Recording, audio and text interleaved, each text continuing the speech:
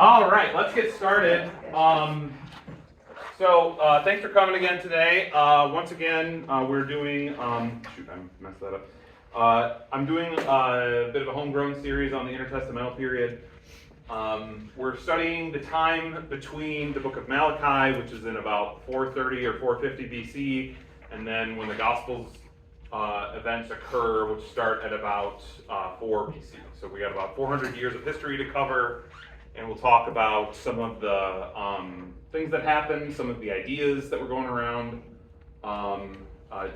Last time we had an introduction, and then do you need the lighting changed at all, Jan? It is a little bright for me, but I'm not writing, so that's okay. Is that good? Thank you. Okay, cool. Today we're going to continue. Huh?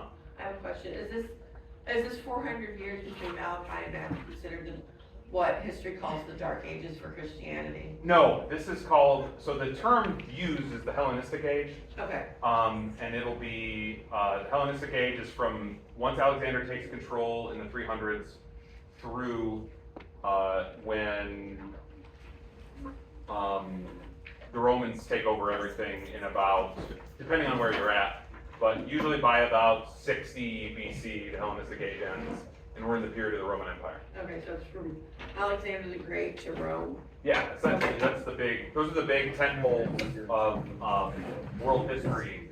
I'm sorry if you went over this last week. No, it's fine. Please, ask all I wasn't here. There's a lot of people that weren't here last week. It's fine. I am recording this because Rick feels terrible, so my phone's over there recording this. I gotta run out to the park. Oh, okay, I got it. They'll be fine. Yes, they will. Yes, we're covering from about Alexander the Great until Rome shows up. So, please pray with me here. I'm going to use Psalm 125. Psalm 125 is a psalm that is called a Song of Ascents. It's a psalm that they would pray as they walked up to Jerusalem to go to festivals.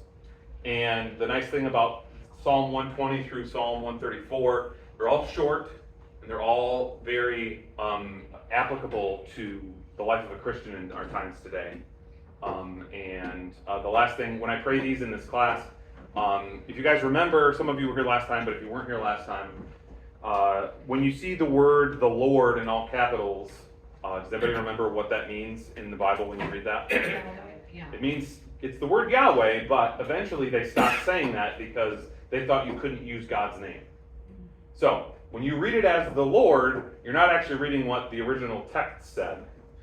And I argue, and I'm from a pastor that I follow online that argues this, is that you can actually replace that word, the Lord, with Yahweh, but you could also replace it with Jesus, because that's who the Lord of all heaven and earth is. So when I pray these, I'm going to pray these to Jesus on behalf of all of us. So we'll start with this prayer from Psalm 125. Those who trust in Jesus are like Mount Zion, which cannot be moved, but abides forever. As the mountains surround Jerusalem, so the Lord surrounds his people from this time forth and forevermore. Oops, I screwed it up there. For the scepter of wickedness shall not rest on the land allotted to the righteous, lest the righteous stretch out their hands to do wrong. Do good, O Jesus, to those who are good, and to those who are upright in their hearts.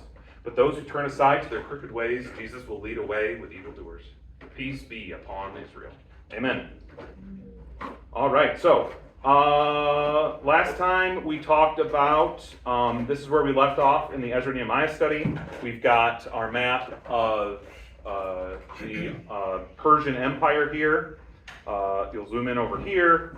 We've got, they actually do cross into the mainland Europe over here, so they do conquer Macedonia for a time. And you may have heard of the Battle of Thermopylae. That's where the 300 Spartans thing happens. And then Xerxes gets beat back in 480 BC.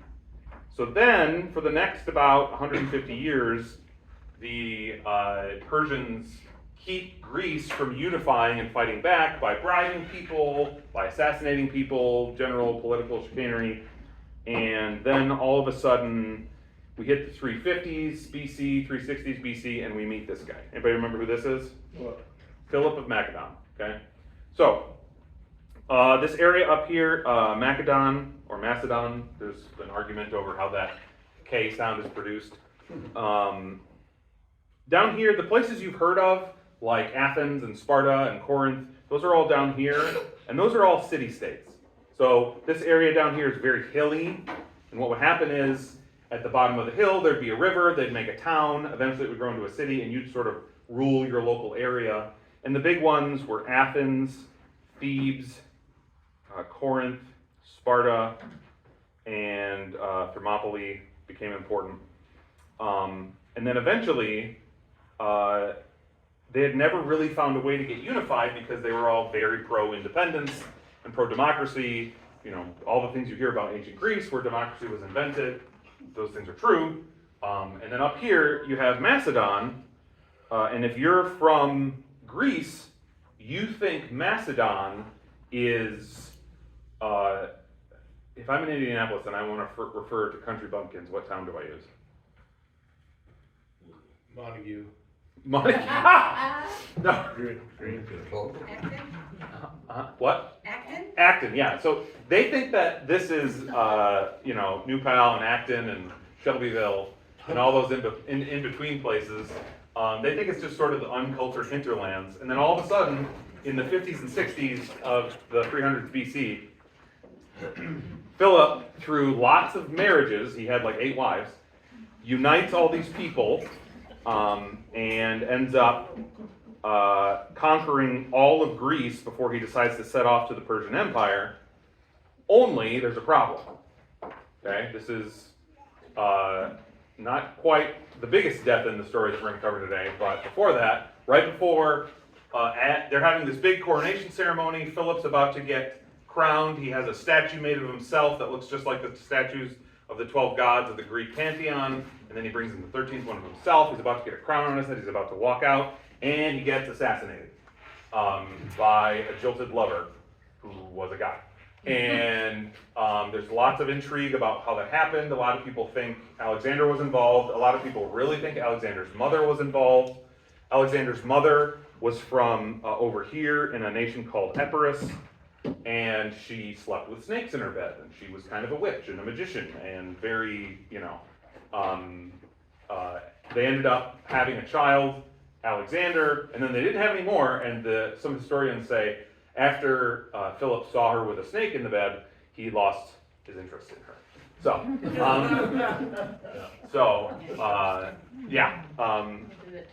then in 334, or in 336, Philip gets assassinated, and Alexander becomes king. And Alexander has been told his whole life, you are Achilles from the Iliad. You are essentially the chosen one. You're Anakin Skywalker. You're the dude. Okay? You are LeBron James on the cover of Sports Illustrated in 2003. Okay? You are the next, the chosen one. Like Bryce Harper. There's been a lot of sports covers with guys with the chosen one on the cover, right? Alexander, his whole life has been told, you're going to be the guy.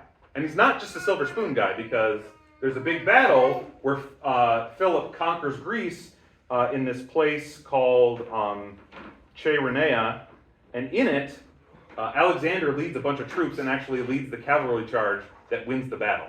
So not only is he the chosen one because he's been told his whole life, you're this Greek god, he also proved it. When he was a child, he had a bunch of different tutors. One of them you may have heard of. His name was Aristotle. Okay? So this guy is rubbing shoulders with the giants, and he becomes the giant of giants. So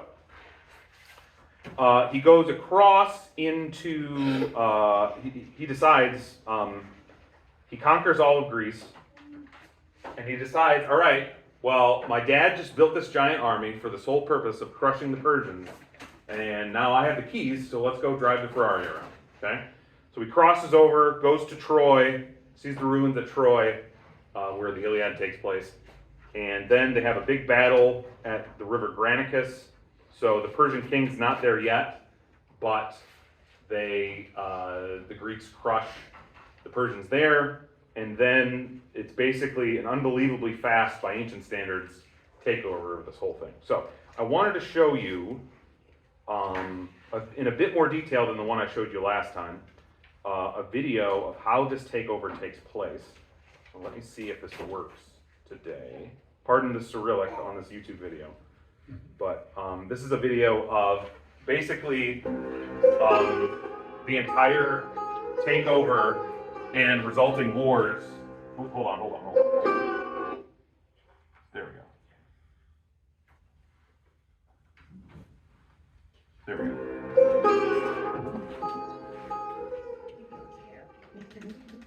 I have no idea what those words are. That says, whatever. I haven't learned Russian yet. So he starts over here, wins the Battle of Granicus. Then there's a big battle here at Issus, where the Persian king actually gets beat himself. Alexander takes his wives. He conquers the eastern Mediterranean, takes over Egypt. And then once he gets down to here, it's basically over because the Persians have fallen. So then he goes up here into Iran and Afghanistan and Pakistan. There's a lot of elephants in this story.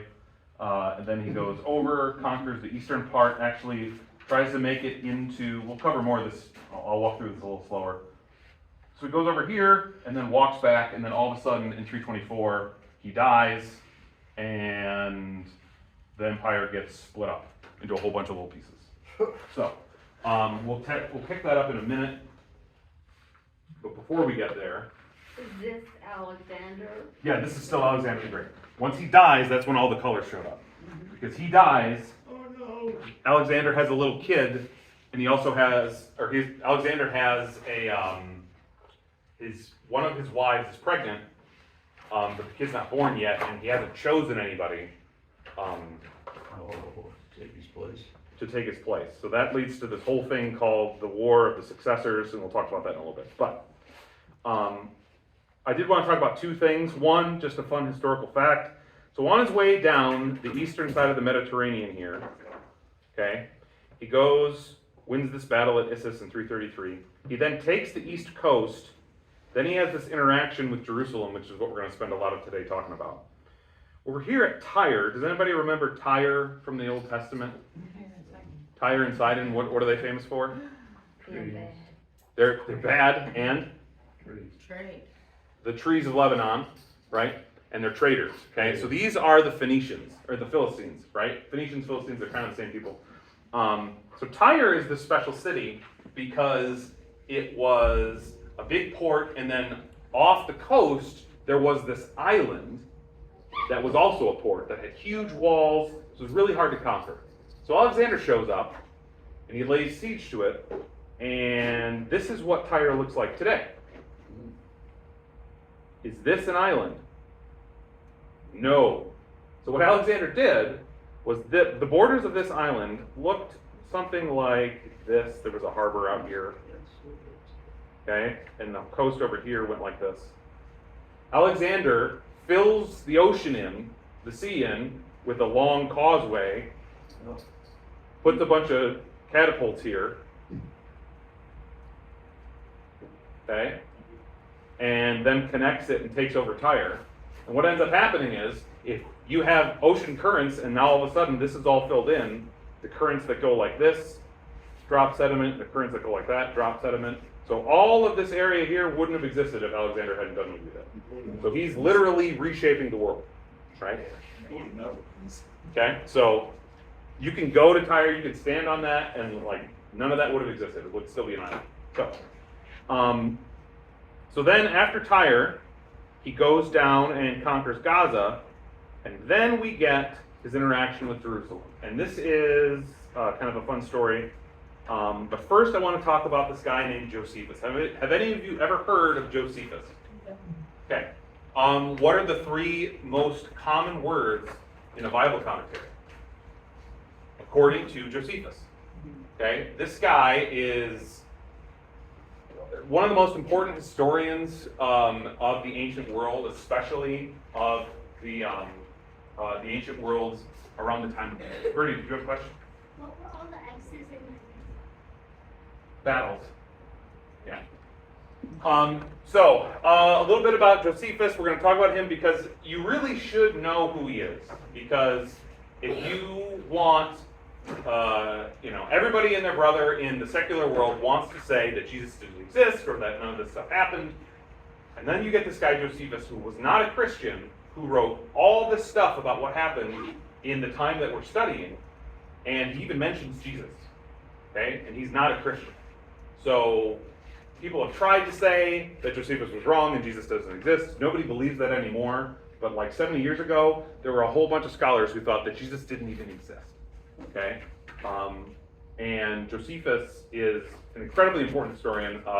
There's a podcast episode on Issues, Etc. by a guy named Paul Meyer about Josephus, and it's incredible. And what he says on there is, if Josephus didn't exist, all of our biblical commentaries would be about 1/3 shorter. Because that's how much of our Old Testament and New Testament history relies on this guy.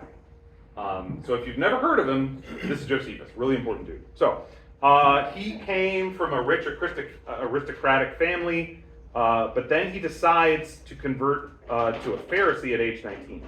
More about where they come from later. At 29 years old, he becomes the governor of Galilee, so the northern part of the Jewish region. And then he gets defeated by Rome in 66-67 AD.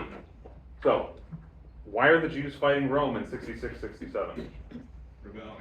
They're rebellion, right? This is called the Great Revolt, is what they call it in Jewish history.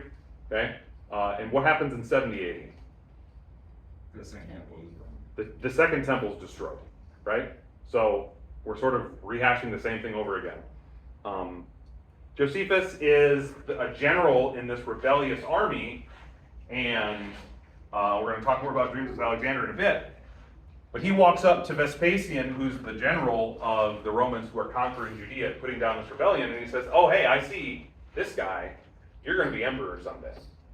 Okay? And so Vespasian's like, "Oh, I like this guy. He says nice stuff about me." So he doesn't kill him. And eventually, Vespasian does become emperor after a huge crisis.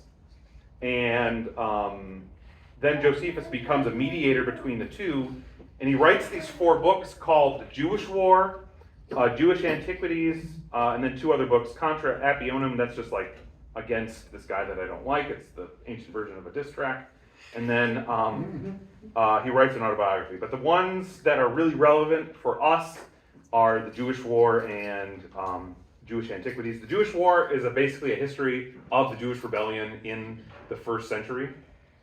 He was contemporary to that.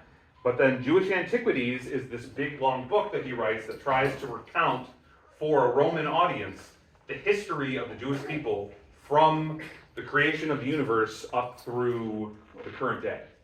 So he has books and books and books where he uses the Old Testament as the major source. There's rabbinic traditions in there too. But then from Jewish Antiquities, we get a lot of intertestamental stuff. So, really important guy. We're going to read a lot of him today. And if you ever study anything in history of the Middle East, you're going to run into Josephus. Is this the rebellion where they would have had Masada? Yes, Masada happens after the temples. So they destroy the temple, a bunch of them leave and go to this fortress at the top of this hill, and then the Romans build this giant dirt ramp to get up there and end the rebellion. So. I have a question. Pharisees were not Christian. I thought the Sadducees, they didn't believe in the afterlife, but Yeah. the Pharisees Mm-hmm. did, and that's why the Sadducees were Sadducees. Yes. So, I guess, but Pharisees weren't Christian No. either. Pharisees, we're going to talk a lot about the Pharisees in the next couple weeks, because part of the whole reason I wanted to do this was because no one ever told me who the Pharisees and Sadducees were, because all I had was that song, right? So the whole point of why I'm doing this is because I don't know the answer to those questions, and I do now. So I'm going to talk about this. Yeah, I know, it's exciting. So we're going to talk about that the next couple weeks, but he converts to Pharisaism, and basically the Pharisees, we'll talk about in a little when I get into Alexander's history. The Pharisees were people who were really concerned about their religion getting mixed with the outside culture. With the outside one, Culture. culture. Hellenism, so being a Greek. Okay? Liberal. A clump of people that are old, yeah, that's it. If you want to be absolutely like us, try other. Yeah, don't even go near anybody else. to the point where They were the. so they're so worried about the Jewish religion getting watered down that they start putting extra rules in. Yeah. And that's why in the Gospels we hear Jesus saying, "You're going too far. This is not real. If your son falls in a well, are you not going to take him out of the well?" Okay, because that's the point of the law. Whereas the Pharisees would say, "Oh, you shouldn't have done that," when Jesus heals somebody, right? Because they're so worried that you're breaking the Sabbath. Because if you break the Sabbath, you might look like a Hellenizer, and we are not Greeks, right? Because they're so worried that the reason that the Jews were crushed in the Babylonian exile and still have not really regained their independence was because they didn't stay Jewish enough, rather than because they weren't loving their neighbor, right? Micah says, "Do justice, walk humbly. Do justice, love mercy, and walk humbly with your God." They were more in tune to the Levitical things, and then they would add things like, "You get to take 257 steps on a Sunday, or on a Saturday," and that's it. Any more than that, they had rules for how many steps you could take, and if you did more than that, you were working. Right? And this is why they get so upset at Jesus for healing somebody. Yep. Okay? And I think that happened, no, it doesn't. But it's a big thing that happens in the New Testament is that Jesus has to deal with the Pharisees. Now, we're going to talk more about the Pharisees later, but the more I read about the Old Testament, the more, what's the word I'm looking for? Sympathetic I am to the Pharisees, honestly, because they're trying to keep their culture, their Christianity, they're trying to keep their faith from becoming paganism, okay? And as Christians today, right, we feel that problem ourselves, and we can get really scared and say, all right, well, we're all going to go hide in the hills and not be around anybody else because we're scared, like the Pharisees did, and we're going to say, everybody, hey, you have to, if you don't use DS3, guys, you're not Christians, right? Okay, if you're not using page 151 out of the hymnal, but at the same time, they went too far and did that. But at the same time, like there were a whole lot of people who were Hellenizing. We're going to talk a little today. There are some graphic details I can't talk about because there's no Sunday school today. Okay, after Alexander takes over, the Greek culture starts to set in everywhere. One of the things they would do is they would build a gymnasium. Okay? What did the Greeks do at a gymnasium? They exercised. What was different about them at a gymnasium versus Noah at a gymnasium? I wear clothing. Okay? If you were a Jew at a gymnasium, people could tell you were a Jew. So people tried to undo that. Yes. Okay? It's rough, okay? So there are people all around, don't worry, just move on, Bert, okay? There are people that are so scared of looking like like Hellenists that they'll add all these extra rules, but at the same time, there are people who are saying, oh, we could totally be Greeks and sacrifice to Zeus and still worship Yahweh. It's totally fine, right? We could totally use the culture and morals of the around us and incorporate that into our worship, and it won't have any problem. We'll still be Christians, right? This won't affect our children and our grandchildren at all. There's no way, right? Today doesn't it? Sounds a little bit like today, and that's why when people hear you're a Lutheran, they think you're the other kind, right? So there's a lot of similarities. There's no new sins. They're all old heresies. Okay, so. Josephus. Do I want to talk about this today? Why not? Okay, so a passage from Josephus, because this is really exciting and cool. So initially, when you read Josephus, it read like this. There was this passage about Jesus. Okay. About this time lived Jesus, a wise man, if indeed one ought to call him a man. For he was the achiever of extraordinary deeds and was a teacher of those who accept the truth gladly. He won over many Jews and many of the Greeks. He was the Messiah. When he was indicted by the principal men among us and Pilate condemned him to be crucified, those who had come to love him originally did not cease to do so, for he appeared to them on the third day, restored to life, as the prophets of the deity had foretold those and countless other marvelous things about him. And the tribe of Christians, so named after him, had not disappeared to this day. Now, hold on. Now, Josephus, not the Bible. Okay? But who do you think copied Josephus over and over and over that we have most of his works to an unbelievable degree of? Who copied all this stuff? Not just scribes. Not just, no, later. Think later. The apostles. Like the bishop, Later. Pope. Monks, thank you. Yeah, Okay? monks. So there's monks copying this thing over and over and over. That's where your Josephus, dream comes from. not a Jew, or I'm sorry, not a Christian, okay? He says he was the Messiah. Now, could a Jew say that and not be a Christian? No, No. okay? So, somewhere in copying, some Christian put that in there, okay? And for the longest time, people used this to say, oh, well, that means this whole passage about Jesus is bunk, and Josephus never mentions him, and anything of Josephus that has anything to do with Christianity is just useless and terrible, and we don't need to worry about this. Okay? Paul Meyer, in that Josephus thing, tells a great story about how he interacted with some of the world's biggest scholars on Josephus, and eventually, in 1972, Professor Shlomo Pines of the Hebrew University in Jerusalem discovered a different Arabic manuscript of Josephus that hadn't been interpolated. That means to put something into the text. And it reads like this, which sounds a lot more like the real thing and still keeps the reference to Jesus. So, if you read a copy of Josephus, I have one in here, you'll find the other text, you'll find the one that I just read, but Meyer found this Jewish academic found this text, and Meyer believes that this is the right one. At this time, there was a wise man called Jesus, and his conduct was good, and he was known to be virtuous. Many people among the Jews and the other nations became his disciples. Pilate condemned him to be crucified and to die, but those who had become his disciples did not abandon his discipleship. They reported that he had appeared to them 3 days after his crucifixion, and that he was alive. Accordingly, he was perhaps the Messiah concerning whom the prophets have reported wonders. And the tribe of Christians so named after him has not disappeared to this day. Okay?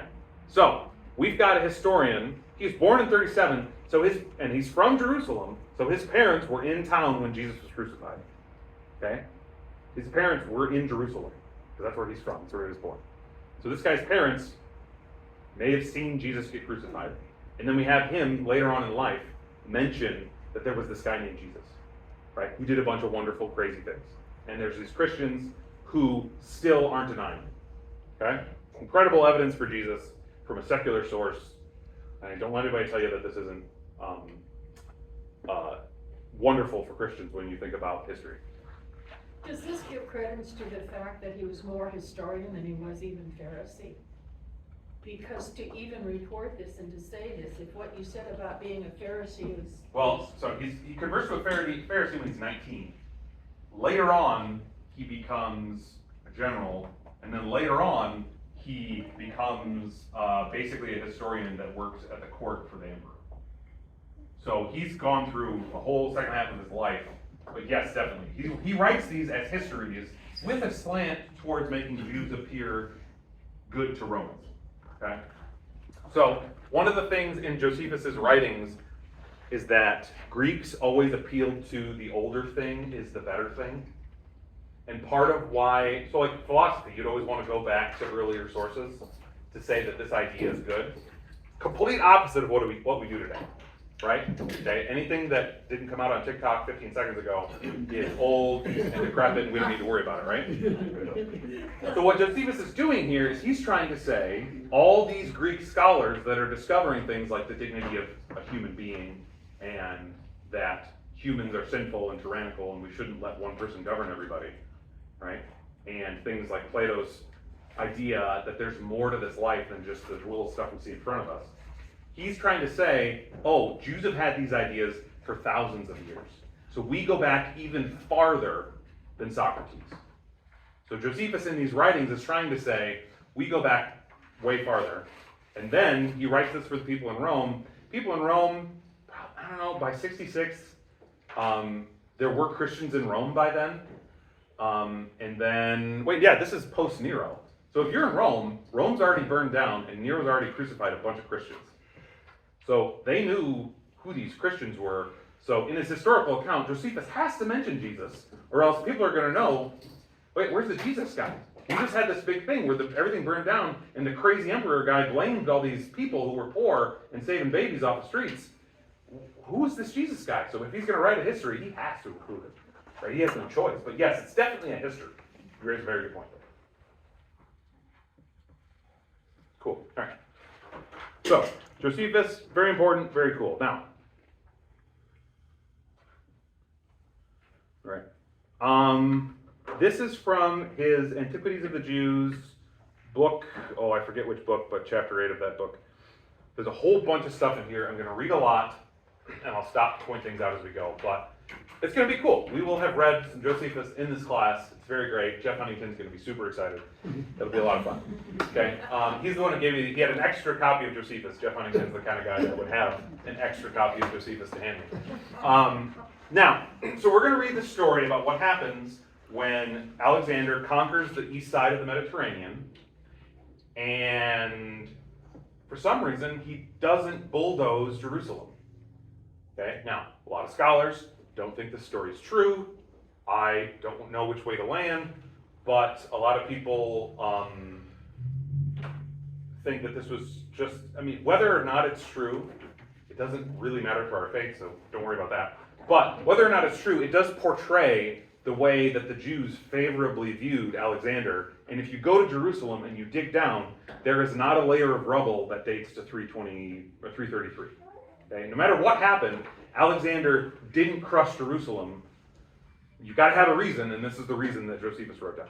Okay? So, about this time, so this is, I just talked for a session and a half about Philip of Macedon, and this is what we get on Philip. About this time it was that Philip, king of Macedon, was treacherously assaulted and slain at Gay by Pausanias, the son of Cerases, and gives his title, and his son Alexander succeeded him in the kingdom. Boom, so that's all we get. That's the end of it. Whoops, hold on. Didn't know my thing could do that. All right.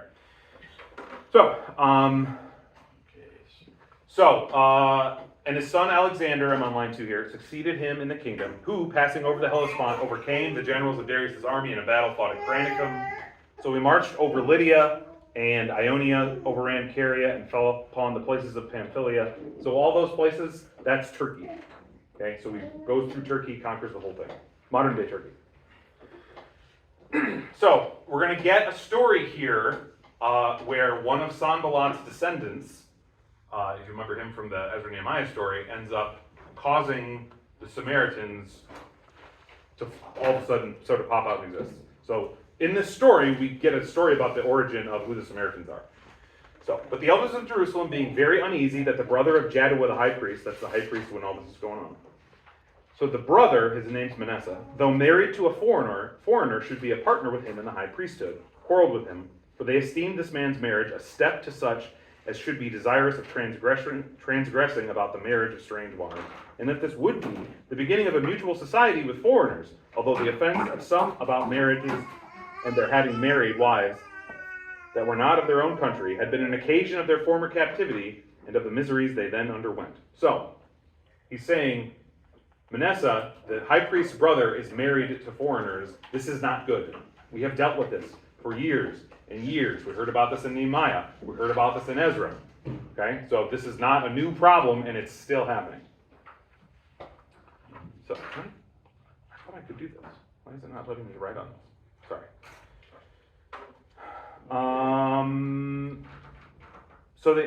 I'll just read it out here so I can tell you where I'm at. So over here, although this is really tiny, you probably can't read it anymore. So they commanded Manasseh to divorce his wife or not to approach the altar, the high priest himself joining with the people in their indignation against his brother and driving him away from the altar. Whereupon Manasseh came to his father-in-law, Sanballat. Okay, so this is the bad guy from the book of Ezra. This guy's trying to keep, or for the book of Nehemiah, this guy's trying to keep the temple or the city from being built. Tries to assassinate Nehemiah. Okay? And told him that although he loved his daughter, Nicaso, yet he was not willing to be deprived of his sacerdotal dignity. What's sacerdotal dignity? He didn't want to get kicked out of being a pastor. He didn't want to get defrocked. Okay? on her account, which was the principal dignity in their nation, and always continued in the same family. And then Sanballat promised him not only to preserve to him the honor of his priesthood, but to procure for him the power and dignity of a high priest, and would make him governor of all the places he himself now ruled, if he would keep his daughter for his wife. He also told him further that he would build him a temple like that at Jerusalem upon Mount Gerizim, or Mount Gerizim. So Sanballat says, hey, don't divorce my daughter, come up here north into Samaria where I'm in charge, and I'm going to build you another temple. And that's where the Samaritans really come from. Okay? Yeah, so this is the high priest's brother that's doing this. Okay? Which is the highest of all mountains in Samaria, and he promised that he would do this with the approbation of Darius the king. So he says, I'm going to make sure Darius lets us do this. Pretty? You're probably able to use this. I was thinking you might be able to. Yeah, it's not a, yeah, I thought so too, but it's not working. So, thanks. Manasseh was elevated with these promises and stayed with Sanballat upon a proposal that he should gain a priesthood as bestowed on him by Darius, for it happened that Sanballat was then in years. So, Manasseh decides, all right, well, they're going to kick me out because I'm married to this woman whose father happens to be the grandson of, the guy that wanted all this to be over. So instead of doing what I'm being told to, I'm going to go up north and we're going to build this whole other temple. Red lights, bad, red flag, right? We don't want to do that. That's not good. And so that all happens. Let's pop it down to section 3 here. Actually, where do I want to go down to? Da-da-da. I want to go to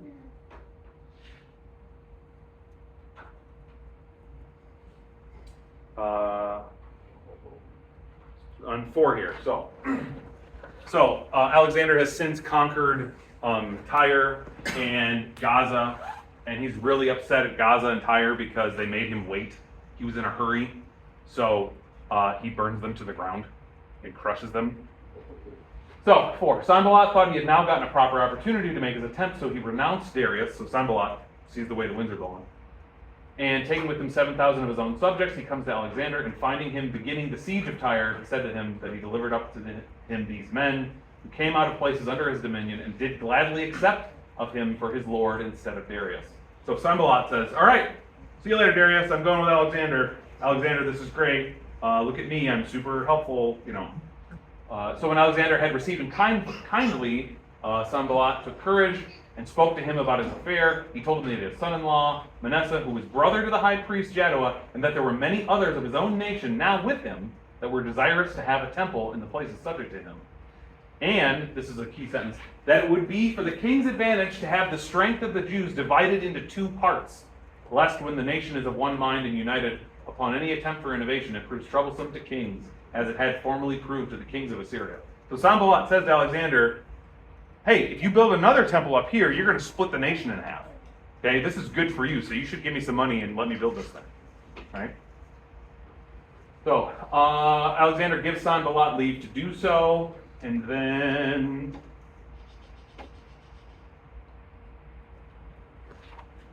where is it? Now, I think I missed, there's a spot up here. I missed it, but I don't want to scroll up to it. There's a spot up here that says that as he's marching down the east coast, Alexander sends a message to the high priest in Jerusalem saying, hey, I need food, I need money, and I need soldiers. What? And Jaddua, the high priest, says, I'm sorry, I already promised that to Darius. So I can't break that promise. So I'm not going to do it. This makes Alexander really angry. Okay? Now, Alexander, when he had taken Gaza, made haste to go up to Jerusalem, and Jaddua, the high priest, when he heard that, was in agony and under terror, as not knowing how he should meet the Macedonians, since the king was displeased at his foregoing disobedience. He therefore ordained that the people should make supplications and should join with him in offering sacrifice to God, whom he besought to protect that nation and deliver them from the perils that were coming upon them. Whereupon God warned him in a dream, which came upon him after he had offered sacrifice, that he should take courage and adorn the city and open the gates, that the rest should appear in white garments, that he and the priest should meet the king in the habits proper to their order. What's a habit? They're all the guard, all decked out, dressed to the nines. Okay?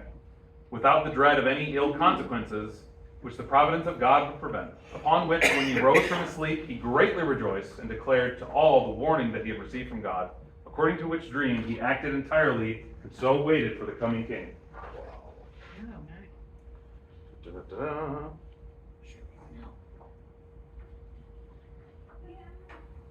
Alright, so, 5 here. And when he understood that he was not far from the city, he went on in procession with the priests and the multitude of citizens. The procession was venerable, and the manner of it different from that of the other nations. It reached a place called Sapha, yada yada yada, down to here where it says, for Alexander, alright, actually right here. And when the Phoenicians and Chaldeans that followed him thought they should have liberty to plunder the city, so the other bad guys are coming along with Alexander saying, oh, he's about to crush these dudes. Let's go take all their gold. And torment the high priest to death, with which the king's displeasure fairly promised them. The very reverse of it happened. So here's the crazy story.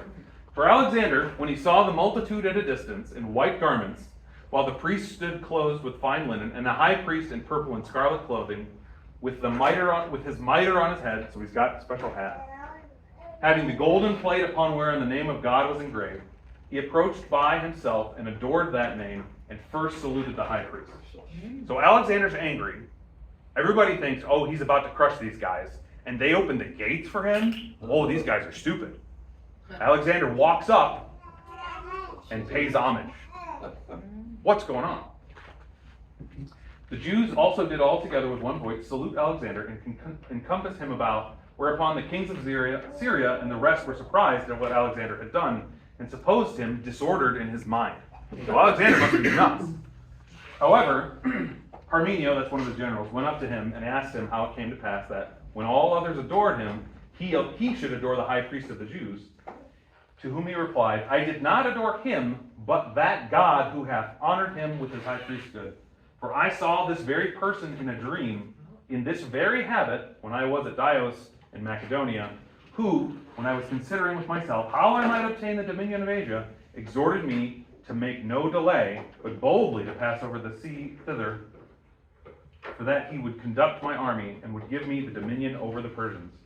Whence it is that, having seen no other in that habit, and now seeing this person in it, and remembering that vision and the exhortation which I had in my dream, I believe that I bring this army under the divine conduct, and shall therewith conquer Darius, and destroy the power of the Persians, and that all things will succeed according to what is in my own mind.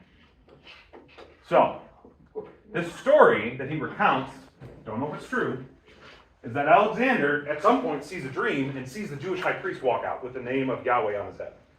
Okay? He walks up, and Alexander took dreams very, very seriously. Dreams in the Greek culture were very much omens of what was going to happen in the future. So if you had a special dream, you paid attention.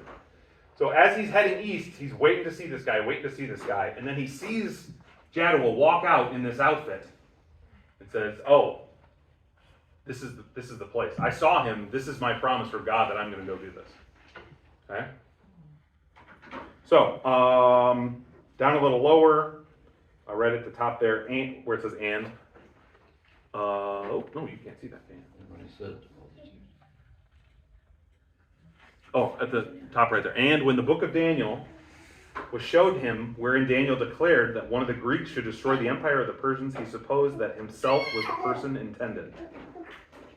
So, and then he was glad. He dismissed the multitude for the present. But the next day he called them to him and bid them ask what favors they pleased of him. Whereupon the high priest desired that they might enjoy the laws of their forefathers and pay no tribute on the 7th year. He granted all they desired, and when they entreated him that he would permit the Jews in Babylon and Media to enjoy their own laws also, he willingly promised to do hereafter what they desired. And when he said to the multitude that if any of them would enlist themselves in his army on this condition, that they should continue under the laws of their forefathers and live according to them, he was willing to take them with him. Many were ready to accompany him in his wars. So after this big thing happens, Alexander says, oh, you guys, you can basically be self-governing. You still got to pay me tribute 6 out of 7 years. You still need my money. But I'm going to let you guys, I'm going to largely be hands off on you. And this is really important because Greek culture, for the most part, except for a couple occasions, one that we'll get to in a couple weeks, did keep their hands off the Jews. And there were Jews all over the world at this point. Okay? Now, is this story true? I have no idea. Okay? If you're a secularist, you think obviously this is not true because dreams aren't real, and if they are, they're just random, and there's no way that anybody could know any of this stuff. And then if you think, well, then why did he bulldoze every other city except for Jerusalem, and Jerusalem didn't help him? And why did all the other Jews get cared for? Who knows? Okay? If you believe it either way, it doesn't affect that Jesus was risen, and then we can believe that from the Bible, but pretty fun story. Okay, pretty wild stuff. And that's why we get that painting that I showed a couple weeks ago of Alexander in the high priest in the temple with the high priest pointing at a scroll. Okay. Any questions about this? Thanks for indulging me. That was a lot of fun. I've been looking forward to this for a long time. And we also get a little bit of the everything that has to do with Mount Gerizim, and we'll hear more about that later. Okay. Josephus, really important. He tells us about where the Samaritan comes from. We actually get most of our information about anything that happened with Pontius Pilate comes from Josephus. And this Mount Gerizim thing, about 200 years from here, when the Maccabean revolt takes place, the Jews are going to destroy the temple on Mount Gerizim. Okay? That's why they hated each other so much in the time of the Gospels. Because not only did the Jews think that they were ethnically unclean, not only did they not let them come to the temple, they went and destroyed their temple, right? So that's part of it. And then later on, at the end of Pilate's reign in Jerusalem, so this is after Jesus is ascended, there's some religious movement in Samaria, and they all of a sudden, all these Samaritans start rushing up to Mount Gerizim to do something. Pilate gets scared, sends soldiers, kills a bunch, and that's why Pilate gets kicked out of Palestine because of things that happened on Mount Gerizim. So, yeah. Did the Jews destroy that temple? Was that prior to Jesus? Yes. Okay. So about 100 years before Jesus was born. Paul? How much documentation do you know of in the Roman Empire referring to Josephus as a historian? I mean, they wouldn't need it because they had his writings. So there's not a lot of... But they acknowledge it? As far as I know, I mean, here's what I'll say. I don't know, I've not looked into that because nobody doubts it. Is what I'll say. So that's kind of proof that nobody doubts that he existed. Because I was just thinking, though, that if you take Josephus at his word, which those of us been studying this for years have, Yeah. do other people take him at his word? Think of him the same way. Well, so two things. One, they would have accepted it because, I mean, he was a really popular writer as far as popularity can be when not everybody can read and paper costs a bunch of money. So he's popular as far as popular authors get back in the day. But also, he's only popular insofar as people want a good story because the Jews don't really matter anymore. When he writes this in 70 AD, they don't matter. So nobody really cares that much about what happened because who cares what happened in Jerusalem? Okay, now we do, obviously, but they didn't care because it was just some backwater town where this thing happened. And if they want to believe that this Alexander did this, why not? Hey, sure, Alexander did that, right? We think Caesar Augustus is God now, so why wouldn't that have happened, right? So there wasn't any reason to doubt it back then, because doubting him would be saying that the emperor was a liar, because he wrote these on the emperor's dying. He works for Vespasian. So everybody there knew him. So I imagine there's results. I can look at it, but that's a great question. So, cool. That was fun. All right. So let's go over the end of this, his conquering, and then we'll have him die at the end of class today, which is a weird sentence to say. Alexander takes Tyre, takes Gaza, comes up to Jerusalem. Something happens, and Jerusalem doesn't get leveled.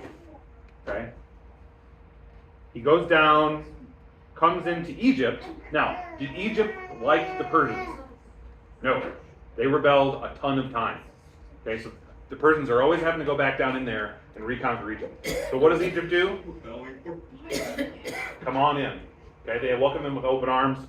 He goes out to this town called Ammon, and there's a Greek god called Ammon, and there's a Egyptian god called Ammon that the Greeks identified with Zeus. And there's this big ceremony there where the crown of Egypt gets put on Alexander's head. And they say, you are a legitimate child of the pharaohs. So now the Egyptians and the Greeks who live there are saying, oh, you're actually the rightful pharaoh of Egypt. Okay, so the Egyptians are basically thrown in the towel. This is the end of Egypt. Okay, they're going to be ruled by Greeks until the Romans show up. They're going to be ruled by Romans until the barbarians show up in the 500s, and then the Arabs show up. So the end, like Egypt, like the mummies and stuff. This is the end. Okay, it's over. Okay. So then he goes out. There's a last final battle here at Gaugamela. Alexander, Darius, the king of the Persians, tries to say, all right, hey, I'll give you a bunch of money. Just give me my wife and kids back because they got taken hostage at the last battle. And Alexander says, no, I'm taking the whole thing. He beats him at Gaugamela, and that's basically game over. Darius runs away and ends up getting killed somewhere else. He takes over Babylon. Then he spends some time at Babylon. He spends a little bit of time at Babylon, and then all of a sudden he starts heading east, takes over the Persian homeland, and all of a sudden Alexander starts deciding, oh, well, maybe I shouldn't be just Greek. Maybe I'll be Greek and Persian. Okay, and he has these big, huge wedding ceremonies where he marries multiple local women, and all of his generals marry local women to try and have these cultures merge into one thing through this big forced ceremony. Newsflash, doesn't work. Once he dies, all those marriages fall apart, and so we tried to have everybody come together, and it didn't work. He goes up here, conquers sort of this Afghani, Pakistani area up here, marries a princess up here where his heir comes from, who never gets to take the throne. Comes over here and ends up fighting against elephants in India, modern day India. And it's over here, eventually, his troops, they've been gone for 10 years. We have more gold than we can carry. I want to go home. So Alexander has had to fight several mutinies all along the way. And finally, when they are about to cross the Indus River here, okay, his troops finally say, we're done. We're going home with or without you. So Alexander, instead of going back the way he came, where there are people and food, he decides to try and walk through this desert here. Tons of his troops die. Think Napoleon, right? Goes back to Babylon, hangs out in Babylon. So you've got people who are upset about him because he's changing culture. You've got this guy that sleeps with whoever and whatever he wants. Drank a ton, and then all of a sudden, he dies. And the classic rumor is, and this is like, if you were in a history class, 50 years ago, this would be like the big day that the history prof gets excited about. Now they get excited about telling you about reclaimed land and all that stuff. But Alexander's on his deathbed. He doesn't have an heir. He married a woman from Bactria. Okay, she's pregnant. Her name's Roxanne. And he's laying there, and he gets his generals all around him, and they ask him, who should take over who do you leave the empire to? And Alexander's laying there, and this is supposedly like his last words as he's dying there of a fever. Could have been an STD, could have just been a cold, could have been alcoholism, who knows. Alexander's laying there, and he says, to the strongest. And it's like, this big historical moment, right? And then eventually everything goes haywire for the next 300 years, and there's wars all over the place because he didn't have an heir, right? So the legacy of Alexander is he conquers the whole world, okay, as far as they knew, because we just kind of ignore everything that happens east of the Himalayas, right? India and China, they don't matter. And nothing to the west happened yet. Rome is still just a tiny little country yet. They haven't had any of their wars with Carthage. They're real tiny. The big upshot of all this is that, so the big takeaway from this, that Alexander conquers the world, is now all of a sudden everybody speaks the same language. This is going to be really important Oh. for the time of Jesus. We're going to talk about the Septuagint in 3 weeks when I'm back. And we're going to talk about the spread of the gospel afterwards. All of a sudden, everybody in the world speaks Greek. The Romans are going to speak Greek. So you could travel from India all the way to the western tip of Spain by the time the Romans are done, and everybody in the world is going to speak Greek. Okay? So God decides right before Jesus comes, I'm going to make everybody speak the same language. Okay? And then the Pentecost miracle is going to happen. And then instead of God making everybody speak the same language, God's going to speak everybody's language. Okay? So that's the big upshot here. Now, the next 2 weeks, I'm not here, but you're going to watch a couple episodes of the shows, in episodes 5 and 6. Episode 6 it shows a portrayal of how they might have celebrated Hanukkah, because next time, or the one after that, I'm going to get to the Maccabean Revolt, and we'll talk about Hanukkah. The thing about watching The Chosen, watching it in a bad way is watching it and thinking this is what happened in the Bible. Watching it in a good way is watching it and thinking, oh, this makes me want to go read my Bible, to see what parts were real and what parts weren't. What am I always saying about being catechized, Caitlin? You're always catechizing yourself in something. You're always being catechized in something, right? Now, the people who make that show, I think they really want to tell you about Jesus. I think it's good. But you should use it as an opportunity to see which parts of those episodes happened and which parts didn't, right? There's a spoiler alert. I think it happens before the episode you're going to watch.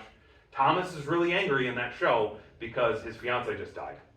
Okay, and he's really mad at Jesus because Jesus didn't raise her from the dead. We have no knowledge of any of that. That's a completely made-up story. Now, I've talked with Caitlin about it 1,000 times about how it affects, it pertains to our modern life now a ton, because we all have suffering, right? Okay? And God doesn't relieve all of our suffering. So it's a very poignant reflection on the fact that Jesus doesn't relieve all of our suffering, even though he could, right? So when you watch that, I'll talk about it after, but please go read your Bibles. Go read the Gospel of John after you watch those episodes, because you'll see the parts where, hey, this actually happened, and they showed you what happened. And there's other parts where they invented things. And it's okay, it's fun.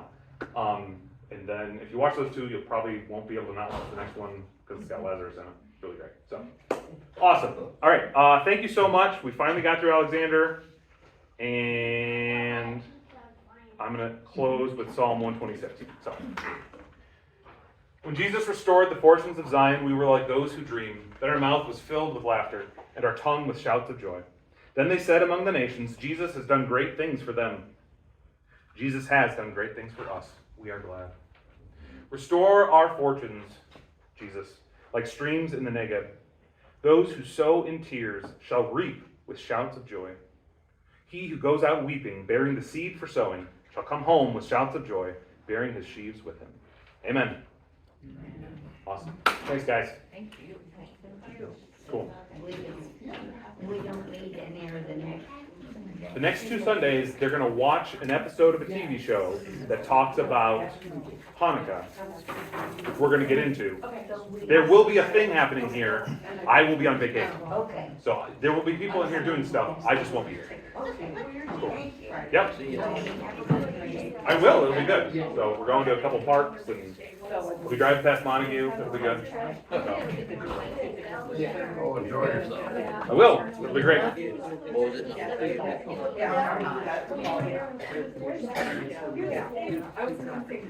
Yeah.